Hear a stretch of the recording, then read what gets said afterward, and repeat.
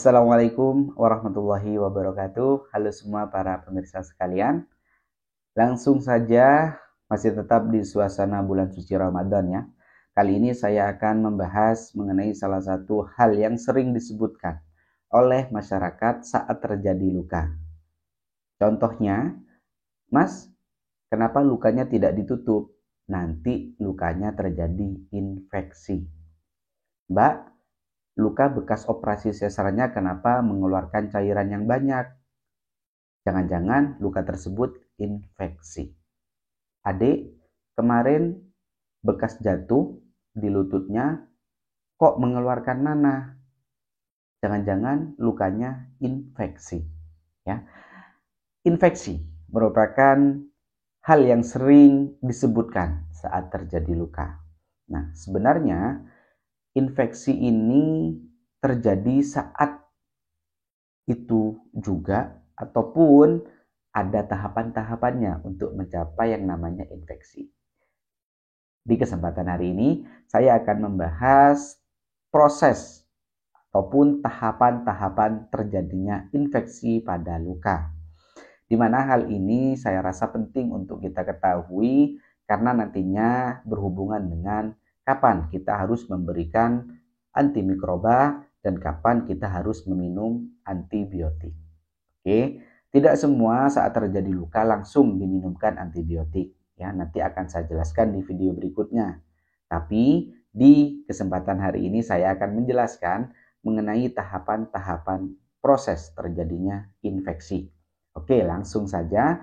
Jadi tahapan yang pertama yaitu kontaminasi bakteri, di mana bakteri sudah mulai hidup di jaringan luka ya, yang memang di awal kalau bisa luka tersebut memang dicegah dari yang namanya kontaminasi karena perawatan yang kurang maksimal ataupun pembersihan kurang maksimal, maka terjadi yang namanya kontaminasi bakteri, yaitu terkontaminasi oleh bakteri yang akhirnya bakteri hidup pada jaringan luka. Oke. Nah, saat terjadi kontaminasi bakteri, apabila tidak tertangani dengan baik ataupun dirawat dengan baik, maka dia akan masuk ke tahapan berikutnya, yaitu tahapan kedua. Namanya adalah kolonisasi bakteri. Kolonisasi bakteri ini merupakan suatu hal ya di mana bakteri sudah mulai berkembang biak dan berkoloni ya. Jadi bakteri tersebut sudah saling menyatu, saling menguatkan yang akhirnya apa? Yang akhirnya kita juga sulit untuk membunuh bakteri yang ada pada luka ya, ataupun kita akan menggunakan antiseptik ataupun dicuci dengan baik itu akan mengalami kesulitan. Maka dari itu memang harus dirawat dengan maksimal. Oke, itu tahapan yang kedua. Nah, apabila tahapan yang kedua ini yaitu kolonisasi bakteri ini tidak tertangani dengan baik, maka akan masuk ke tahapan berikutnya, yaitu local infection ataupun infeksi lokal pada luka. Di mana memang kondisi ini ditandai dengan peradangan yang memanjang ya. Lukanya semakin nyeri, semakin panas, semakin kemerahan ya kan, semakin bengkak dan juga mulai sulit digerakkan pada bagian luka. Ya, itu. Dan juga biasanya ditandai dengan alarm di tubuh kita, yaitu disertai demam atau suhu tubuh yang tinggi. Nah, itu pertanda bahwasannya ada infeksi pada luka, ya. Ditandai dengan apa? Demam. Oke, maka itu sudah masuk ke fase yang ketiga ataupun tahapan yang ketiga, yaitu lokal infeksi. Apabila lokal infeksi ini tidak ditangani dengan baik, maka dia akan masuk ke tahapan berikutnya, yaitu spreading infection ataupun infeksi yang menyebar. Di mana infeksi yang menyebar ini terjadi dikarenakan penanganan yang kurang maksimal dan bakteri semakin kuat dan berkembang biak yang akhirnya apa? Yang akhirnya dia menyebar ke jaringan yang lain ya. Yang awalnya luka hanya sedikit, dia biasanya semakin menginfeksi jaringan-jaringan yang sekitarnya ya. Itu.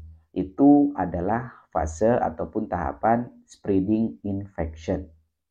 Nah, apabila spreading infection ini tidak ditangani dengan baik, maka dia akan masuk ke fase yang terakhir, yang dimana ini adalah suatu hal yang harus kita cegah, yaitu namanya critical infection ataupun biasanya kita menyebutnya dengan sepsis.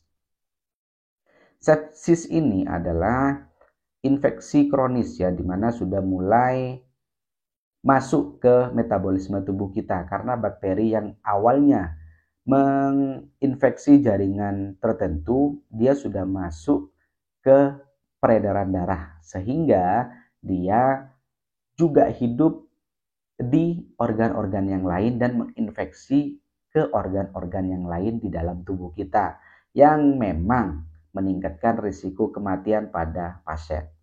Ya. Ini memang tahapannya cukup lama, hanya saja banyak sekali kalau pada penyakit-penyakit yang lain gitu kan, yang terjadi infeksi yang tidak tertangani maka dia masuk ke sepsis, yaitu infeksi kronis. Ya.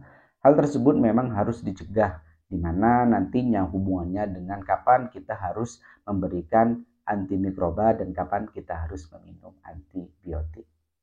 Ya, itu adalah hal yang perlu diketahui oleh para pemirsa sekalian karena tidak semua saat terjadi luka kita harus meminum antibiotik, ya. Dan itu saja yang ingin saya sampaikan di kesempatan hari ini. Semoga hal ini dapat memberikan suatu ilmu yang baru untuk kita semua. Dan jangan lupa silakan tetap support ya channel ini agar nantinya tetap berkembang, ataupun ada hal-hal topik yang ingin kita bahas, ya silakan boleh nanti tulis saja di kolom komentar ya, ataupun bisa menghubungi nomor WhatsApp saya. Yang ingin konsultasi, yang ingin ngobrolin masalah luka, yang ingin menanyakan perihal salep, boleh silakan bebas ya. Semuanya selagi saya bisa bantu, saya akan membantunya dengan maksimal. Oke ya. Itu saja dari saya, mohon maaf ya apabila ada hal-hal yang kurang berkenan, dan masuk ke hari keempat bulan puasa, tetap semangat ya, semoga kita menjadi pribadi yang lebih baik lagi. Saya Muhammad Sibromulis pamit undur diri, sampai jumpa di video berikutnya. Wassalamualaikum warahmatullahi wabarakatuh.